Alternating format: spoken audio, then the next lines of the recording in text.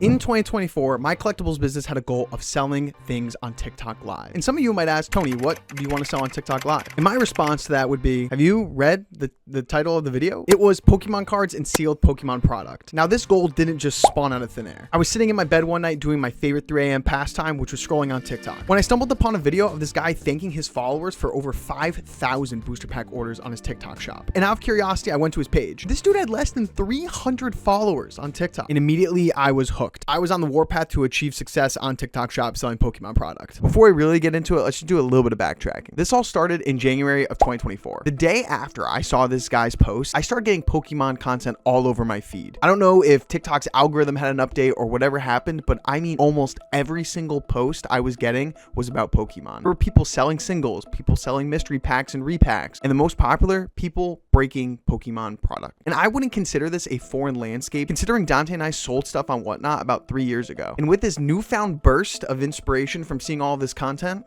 I was influenced. And now this is where the thinking cap came on. Before we dipped our toes back into this ecosystem, we really wanted to identify some sort of void or need in the market. Just an aspect that we could corner to help drive traffic to our streams. And so I went on TikTok and swiped and swiped and swiped and swiped through hundreds of Pokemon streams. I even bought into some mystery packs and Pokemon breaks myself and lost a good chunk of money. But I did learn a thing or two in the process, so I believe that it was worth it. You know, that just sounds like I'm really coping. But this is what I learned. People love free stuff. And the amount of people that I saw just sitting in the stream, not saying anything, waiting for a giveaway to start was actually crazy. I would say for every one buyer, there's probably 7 to 10 people just sitting in the stream, not saying anything, waiting to collect their free stuff. The second thing I learned is that sealed product is literally the most popular way of selling Pokemon product when you're streaming. And the most successful streams that I saw were actually opening up product for individuals while waiting to fill the breaks, which is really smart, because if I'm sitting in a stream and I'm not bought into anything, but I'm watching someone else get their stuff opened, it's going to encourage me to want to open product on that stream. And the third thing I learned, which is kind of a hot topic, and feel free to debate in the comments, is that mystery packs and pull boxes are very popular and very garbage. Out of everything I bought, these lost me the most amount of money, but people buy them anyways. With this newfound knowledge under my belt, I sat down with Dante and we discussed how we can do the same thing as everyone else, but also making it a different flavor so the experience is more enjoyable, unique, but still at the core similar to what the general market wants. So Dante and I decided that the starting inventory for our streams would be sealed Pokemon product as well as mystery packs. Now just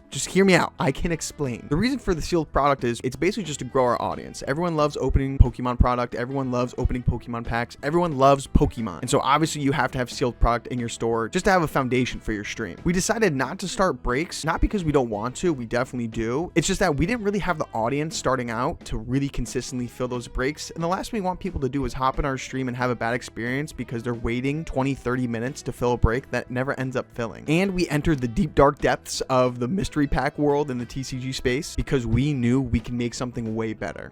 And we did. And so it was settled. That is what we were going to do. So like a kid with a $19 Fortnite card, we started buying up Pokemon product left and right. We wanted our store to be like a one-stop shop type of thing. So we bought up all the modern sets. I would say we bought up the past 9 expansions of the Pokemon TCG. We also only started off buying English just because we didn't have the capital to get all of the modern sets for all of the other languages too. So buying the sealed Pokemon was pretty simple. But do you guys remember what I said about those repacks not too long ago? Is that mystery packs and pull boxes? Garbage. Well, yeah, 99% of them did suck and did lose me a lot of money. But the concept in itself is actually a really good one if just executed properly. So when we were making our own mystery boxes, there was definitely some things that we had to address that was industry standard that we wanted to change to make our product superior to others. The first thing, and arguably the most important, is the price. The majority of the ones that we saw online were like grossly overpriced. I mean, like unless you were getting the top hit in the set, you were losing the bulk of your money. The second thing is that the majority of these had no financial metrics behind them. There was no floor to tell you what the cheapest card was. There was no ceiling to tell you what the most expensive card was. There wasn't even like a median or average to tell people, you know, hey, you're expected to get around this range 9 times out of 10. And there was people that was buying this stuff, like a lot of it. It's like, what's going on in the head here? What's going on in the head here, guys? The third reason that kind of ties into the second one is that there was no checklist for any of these products. These mystery products should be a mystery to a certain extent. You shouldn't know exactly what you're going to get, but you should have a pretty good general understanding of what comes in the product. And the fourth and final reason is that no one was really winning from these products. I would say 95% of the mystery packs that I saw people buy, they lost, and they lost bad. And that's not cool. The whole point of opening Pokemon cards and Pokemon product is to have fun first and foremost. So if you have a product where people are always going to be feeling crappy afterwards, that's not a good product. And you probably want to steer clear of that because it's going to steer people away from your shop. So after analyzing everything I just told you guys, we created our own repack product that solves all of these problems. This is going to be a shameless plug for like 30 seconds. This is our product, the Sterling box, and let me give you a quick rundown. Every box comes with a graded hollow PSA or CGC graded slab. It will always be hollow, it will always be graded by those two companies, and it will always be a grade of 8 or higher. Going back to the basics, behind the slab there will always be a modern set Pokemon booster pack, usually within the last 5 to 6 release sets. The pack is almost like a little insurance policy. That way if you don't get the slab that you want, you still have a chance to get something cool from the booster pack. Every new series of this box, we always release a new visual checklist for everyone to see. We want you guys to know what you're buying into. So we have all the big boys highlighted, but we also include all the other potential slabs that you can get. And truthfully, I could probably create a whole video talking about how we made this product, everything that went into it, and all of that good stuff. But for the sake of this video, I'm not going to. But if you guys are curious, definitely let me know in the comments because I'd be more than happy to make a video on how this all came to be. So by the time we had all of our sealed product as well as the mystery boxes, it was April in 2024 and we were ready to go. I got my streaming setup going with all the products, the playmat, the computer and everything. And then we just went live. And our first stream was massive. To give a little bit more context, we only had around 150 followers on TikTok at the time. And our first stream concurrently had like 150 people in it for over 2 hours. And in those first 2 hours, we made $1,200. I felt as if this was a big brain moment for me in that I had really just found the new avenue, the next business model for Sterling cards. But then after the second hour, it kind of weaned off and the stream kind of died out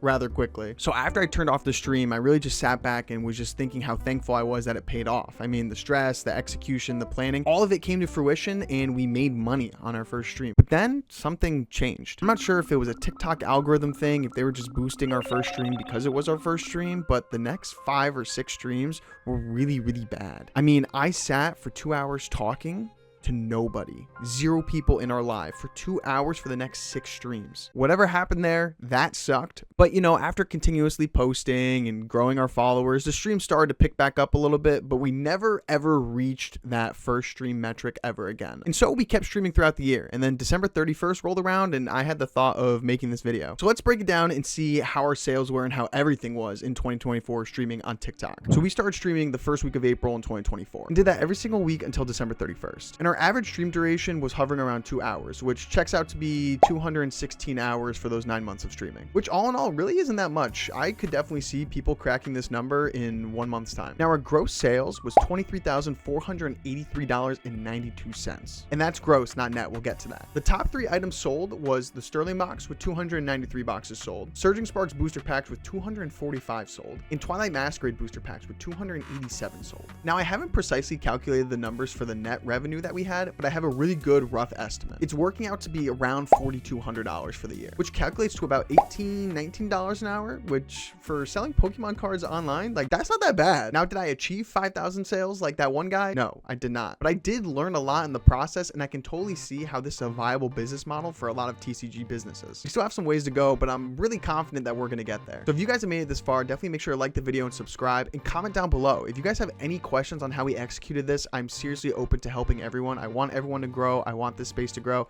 So please ask away and I will try to answer them to the best of my ability. I hope you guys enjoyed and we'll catch you guys next time. Peace.